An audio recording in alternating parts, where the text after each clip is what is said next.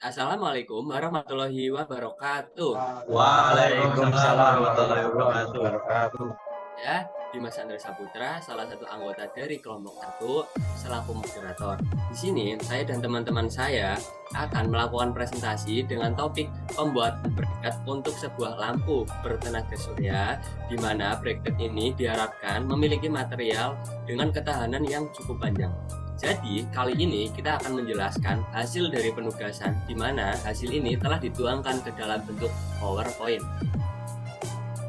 Baik, sebelum memasuki penjelasan, kita akan memperkenalkan anggota dari kelompok 1. Yang pertama ada Adi Rizky Maulana dengan NIM 2305050002. Yang kedua ada Dimas Chandra Saputra dengan NIM 2305050005. Selanjutnya ada Rajwa Fali Holiba dengan NIM 2305050009. Yang keempat ada Rifki Ulil Wafa dengan NIM 2305050025. Dan yang terakhir ada Maureno Jaikana dengan NIM 2305050028. Untuk halaman selanjutnya berisi latar belakang, di mana latar belakang ini akan menjelaskan beberapa pengertian dari misal panel surya atau pengertian dari bracket. Kali ini saya akan menjelaskan pengertian dari panel surya. Panel surya adalah sebuah alat yang terdiri dari sel surya yang terbuat dari bahan semikonduktor, di mana diperuntukkan untuk mengubah energi surya menjadi energi listrik. Untuk yang kedua adalah pengertian dari bracket. Bracket adalah komponen atau perantara untuk memasang satu bagian ke bagian lain. Biasanya bracket ini bagian yang lebih besar. Demikian presentasi yang dapat saya sampaikan. Untuk halaman selanjutnya akan disampaikan oleh Rajwa Fali Holibah. Perkenalkan, saya Rajwa Fali Holibah. Di sini saya akan menjelaskan tentang materi material. Yang pertama, menurut Kalister dan William tahun 2004, bahan atau material adalah zat atau benda yang dari mana sesuatu dapat dibuat darinya, atau barang yang dibutuhkan untuk membuat sesuatu.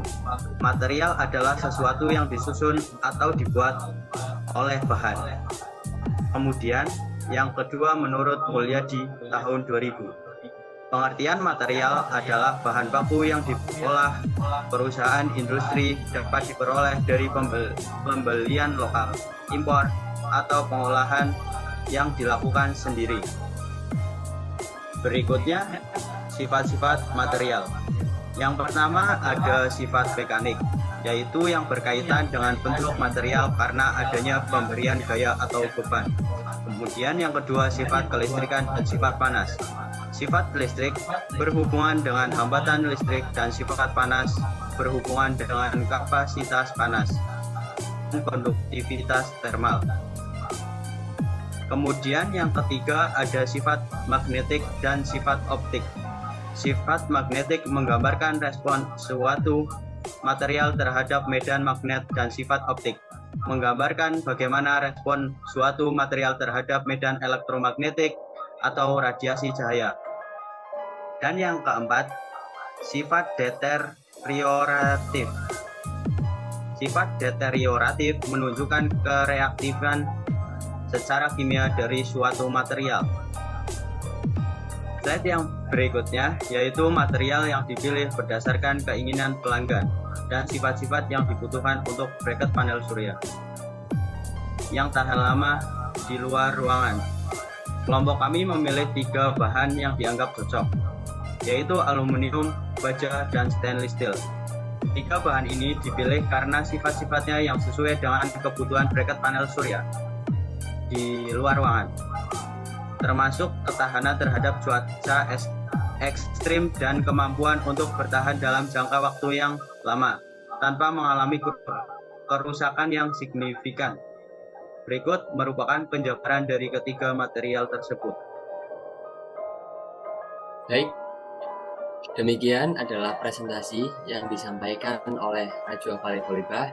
Untuk halaman selanjutnya akan disampaikan oleh Adi Rizky Maulana. Baik, terima kasih atas waktunya. Perkenalkan, nama saya Adi Rizky Maulana. Di sini saya akan mempresentasikan materi mengenai aluminium, mulai dari pengertian aluminium, sifat aluminium, serta jenis aluminium. Oke, kita mulai dari yang pertama dulu, yaitu pengertian aluminium. Aluminium merupakan unsur kimia dengan lambang Al dengan nomor atom 13.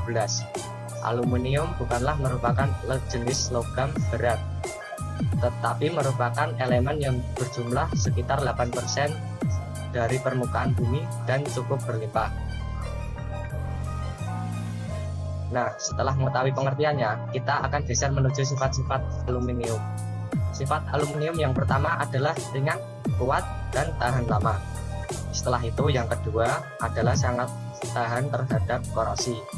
Selanjutnya yang ketiga adalah konduktor listrik yang baik. Lalu yang terakhir yaitu sifat reflektif yang baik. Dan sampailah kita pada sesi terakhir pada materi aluminium, yakni mengenai jenis-jenisnya. Pada pemilihan jenisnya, kelompok kami memilih 4 jenis yang menurut kami cocok digunakan sebagai bracket panel surya, yaitu yang pertama adalah jenis aluminium yang paling keras, yakni aluminium dengan kode 2024 T351. Yang kedua, yaitu jenis aluminium paling fleksibel, yakni aluminium dengan nama alloy foil. Yang ketiga yaitu set aluminium. Dan yang terakhir adalah plat aluminium. Tetapi tidak hanya memilih material dari jenis aluminium, sehingga penjelasan selanjutnya adalah mengenai material baja sebagai opsi kedua dari kelompok kami. Baik, demikian merupakan hasil dari penjelasan yang telah disampaikan oleh saya. Untuk penjelasan di halaman selanjutnya akan dijelaskan oleh I Ulil Wafa. Terima kasih atas waktunya. Sebelumnya, perkenalkan nama saya Rifki Ulil Wafa. Di sini saya akan menjelaskan tentang baja. Pertama, kita menginjak pengertian. Baja adalah logam paduan dengan isi sebagai unsur dasar dan karbon sebagai unsur paduan utamanya. Kandungan karbon dalam baja sendiri berkisar antara 0,2% hingga 2,1% berat sesuai tingkatannya. Berikutnya ada sifat-sifat baja. Sifat yang pertama adalah kekuatan leleh dan kekuatan putus. Baja tulangan polos dengan kuat leleh minimum sebesar 240 MPa, sedangkan baja tulangan ulir memiliki leleh minimum sebesar 400 MPa. Yang kedua, modulus elastisitas baja dan modulus geser baja. Nilai elastisitas yang dimiliki baja untuk non prategang yaitu sekitar 200.000 MPa, baik baja jenis tulangan polos maupun baja jenis tulangan ulir. Dan nilai modulus geser yang dimiliki oleh baja yaitu sekitar 80.000 MPa. Yang ketiga ada Poisson rasio baja. Poisson rasio merupakan perbandingan antara regangan lateral dan aksial pada nilai mutlak. Besaran nilai Poisson rasio yang dimiliki oleh baja sekitar 0,3. Yang keempat ada diameter serta jarak tulangan. Baja jenis tulang polos memiliki simbol seperti himpunan, sedangkan untuk tulangan ulir simbolnya adalah D. Secara umum, beberapa diameter tulangan ulir yang mudah ditemukan di distributor C ialah dengan diameter 20 hingga 36. Yang terakhir ada jenis baja. Yang pertama ada baja paduan atau alloy steel. Yang kedua baja karbon menengah. Yang ketiga baja karbon tinggi. Yang keempat baja kobalt. Yang kelima baja kromium nikel. Baik, demikian penjelasan yang saya dari Bapak. Untuk halaman yang selanjutnya akan disampaikan oleh Moreno Jaikan. Oke, terima kasih atas waktu yang diberikan. Perkenalkan, nama saya Moreno Jaikana. Saya dapat bagian presentasi yaitu material stainless steel. Stainless steel merupakan logam paduan dari beberapa unsur logam yang dipadukan dengan komposisi tertentu yang secara luas digunakan dalam industri kimia, makanan dan minuman, industri yang berhubungan dengan air laut, dan semua industri yang memerlukan ketahanan korosi. Dari pengertian di atas bisa disimpulkan bahwa stainless steel adalah material yang punya ketahanan korosi. Stainless steel juga memiliki beberapa sifat-sifat, di antaranya yang pertama yaitu persen krom tinggi. Persen krom tinggi, yang dimaksud persen krom tinggi itu stainless steel memiliki kandungan kromium minimal 10,5%. Kandungan unsur kromium ini merupakan pelindung utama dari gejala yang disebabkan pengaruh kondisi lingkungan. Yang kedua yaitu tahan karat. Stainless steel merupakan baja anti karat yang tahan terhadap korosi karena memiliki unsur paduan minimal 18% krom dan 8% nikel. Stainless steel dapat diperoleh dengan mencampur ferronikel sebesar 18-20% Ni dan 75-78% Fe ke dalam leburan nikel ferrokrom melalui oksidasi sebelum dilakukan proses pembuatan baja. Yang ketiga yaitu kekerasan dan kekuatan tinggi. Stainless steel didapat dengan menambahkan unsur kromium pada baja minimum sejumlah 12%. Unsur Cr ini akan bereaksi dengan oksigen yang ada di udara atau atmosfer dan membentuk lapisan Cr oksida yang sangat tipis. Lapisan ini kedap dan kuat sehingga berfungsi sebagai pelindung permukaan logam di bawahnya. Lapisan tersebut akan mencegah proses korosi atau karat berkelanjutan. Itu sebabnya material stainless steel merupakan material yang punya ketahanan korosi.